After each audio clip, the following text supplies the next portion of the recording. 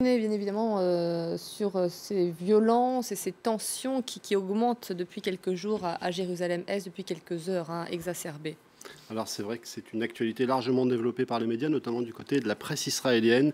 Yehudot Ahronot, qui est un journal plutôt à droite, centre-droit, évoque ces déclarations de Benjamin Netanyahou qui accuse Mahmoud Abbas et ses collègues du Hamas d'être responsables de cette recrudescence de la violence.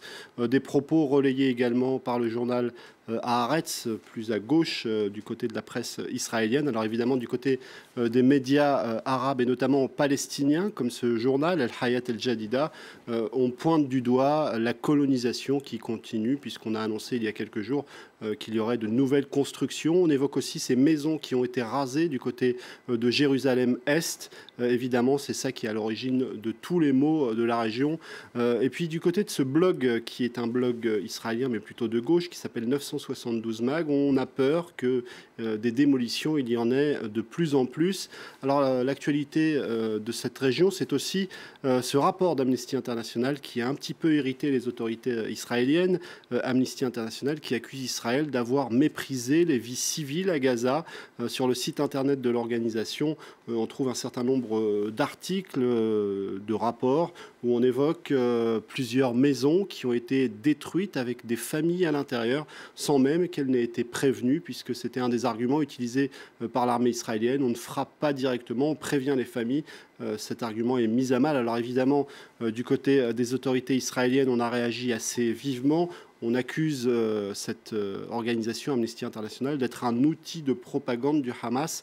Mais ce qu'on ne dit pas du côté des autorités israéliennes, c'est que ce rapport évoque aussi les crimes de guerre perpétrés par le Hamas qui a envoyé des roquettes contre les civils.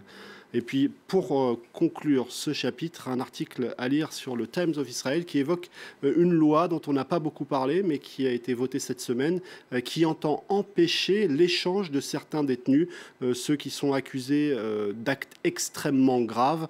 Alors évidemment, pour certains, c'est une façon de torpiller un petit peu plus les efforts de paix, puisque les échanges de prisonniers, c'est un élément récurrent entre les deux parties, même si cette loi pourra être contournée, puisqu'il y aurait une faille dans cette loi qui permettrait au gouvernement de tout de même faire des échanges. En France, les propos polémiques d'un entraîneur de Ligue 1. C'est l'entraîneur de Bordeaux, ancien joueur de l'équipe de France, Willy Sagnol. Il a expliqué face à des lecteurs de Ouest France, de Sud-Ouest plutôt, l'avantage du joueur typique africain, c'est un joueur pas cher quand on le prend, prêt au combat, généralement qu'on peut qualifier de puissant sur le terrain. Mais le foot, c'est aussi la technique, de l'intelligence, de la discipline. Il faut de tout, des Nordiques aussi. Alors beaucoup ont interprété ça comme une façon d'expliquer que l'intelligence, ça ne se trouvait pas du côté des joueurs africains. Sur Twitter, beaucoup ont réagi, comme Tweety Gaga qui dit « Le joueur africain est pas cher, costaud, il va au combat, est-ce qu'on peut considérer que c'est un esclave ?»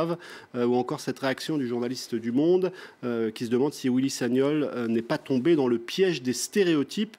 Alors cette affaire est remontée relativement haut puisqu'elle a suscité des réactions au sein du Parti socialiste. Carlos da Silva, le porte-parole du PS, condamne ces propos. Le Parti socialiste qui a même évoqué la possibilité de sanctions. Et puis celui qui est peut-être le plus critique, c'est Claude Leroy, qui connaît bien le football africain puisqu'il a entraîné plusieurs nations d'Afrique, et qui explique que sans doute Willy Sagnol a été conseillé par un certain Patrick Buisson, l'ancien conseiller de Nicolas Sarkozy. On y vient justement à Nicolas Sarkozy avec ce livre censé dévoiler ce que pense vraiment l'ancien président. Alors, ce que pense vraiment Nicolas Sarkozy, c'est le titre d'un article du Parisien. Alors, le Parisien couvre cette actualité de façon peut-être un peu plus importante que les autres parce que ce sont deux collaborateurs du journal qui publient ce livre. Ça reste entre nous, Nathalie Chuc et Frédéric Guerchel. Alors, évidemment, beaucoup de médias ont relayé ce qu'on trouve dans ce livre et franchement, les déclarations sont parfois très, très virulentes de la part de l'ancien président de la République. À propos de François Hollande, c'est les bidochons en vacances où c'est le président ridicule. Mais là où il est peut-être le plus dur, c'est peut-être avec ceux de l'UMP. François Fillon, il paraît qu'il a beaucoup souffert pendant 5 ans Peut-être aurais-je dû abréger ses souffrances. Alain Juppé, je l'aime bien. Il a 10 ans de plus que moi. Puis-je rêver d'un meilleur rival? Il me fait passer pour jeune. Alors évidemment, la question qui se pose et que pose ici Bruno Roger-Petit, est-ce que le fait de briser le off, ce n'est pas faire un petit peu la com de l'ancien président? Merci Karim, nous laissons cette question en suspens, bien évidemment, pour nos téléspectateurs. Merci pour votre chronique. Vous restez avec nous dans Paris Direct, je vous retrouve dans une poignée de minutes, 22h30 pour un autre journal.